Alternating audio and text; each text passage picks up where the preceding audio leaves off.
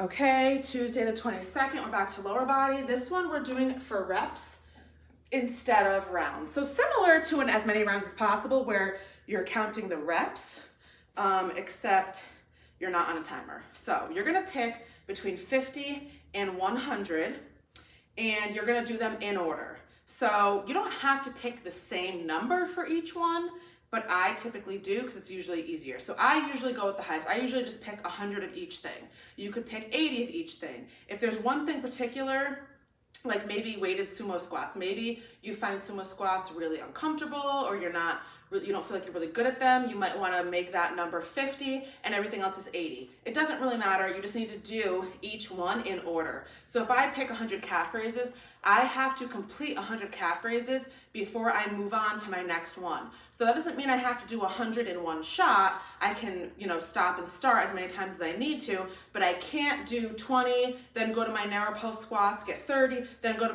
no, you have to do it each because the point is that you're trying to tire out your muscle. So you want to do whatever number you pick for calf raises all the way through before moving on. So we have calf raise, quick pulse narrow squat, marching squat, weighted sumo, and ab of choice. So ab of choice just means you can pick any ab exercise you want.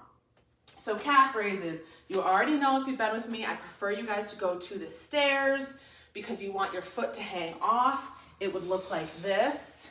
You would be on the stair, you would go up, and then you would let your foot hang. So see how much lower my heel is than the actual height of the chair, which is right here. That's what you want. You want to get that full extension of the muscle. So all the way up, hang below. All the way up, hang below. I'm not going to drag my thing over to the stairs. So if you have to, or you don't have stairs where you work out, up, down, up on your tiptoe, down. This does work. Don't get me wrong. This does work your calf.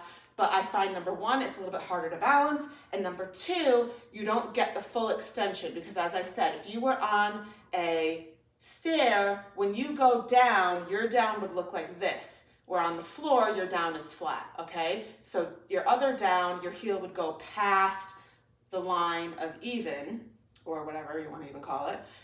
If you're on the floor, it's just flat. So you don't get as wide of a range of motion. That's all. Quick pulse, narrow stance, little bounce. Marching, that's out, out, in, out, in, switch legs. And then weighted sumo, you can hold it however you would like, but to out-turned toes, down, up, okay. So I already talked about the calf raises. Quick pulse narrow. So quick pulse, so we've done pause before. Pause is when you hold for 3 seconds at the bottom.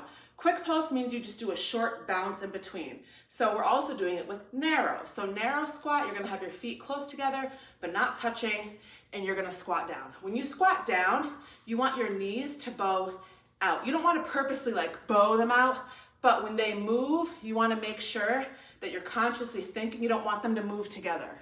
Okay, so my feet are not touching, my knees should not touch when I come down. So you wanna think about moving them out. So see how they're not touching, but they're not like this. I'm just thinking about letting them move out versus crunching them together. Okay, so your narrow squat, your feet are close together. Now you're gonna add the bounce.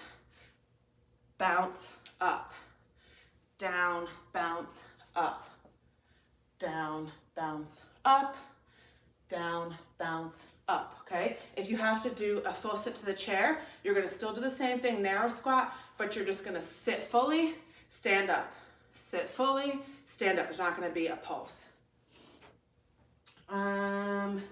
Marching squat. So you're gonna pick a leg to start with, that's why it says sides or whatever it says per, and you're gonna switch. So if I start with my right, I'm gonna go out on my right, out wide, in, out, in, 2, out, in, 3, out, in, 4. And I try to stay low, okay? Because that's what's gonna make it burn more. Then when you're done, you're gonna switch sides, out with your left, out, in, 1, out, in, 2, out, in, 3, out. So I'm kind of like this when I'm doing it, okay? So I'm not ever fully standing. I try to stay on the lower side, okay? Because that's gonna put more tension on your legs. They're gonna burn more, okay?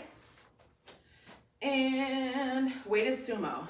So sumo squat is when your feet are pointed outward. Typically you have a wider stance.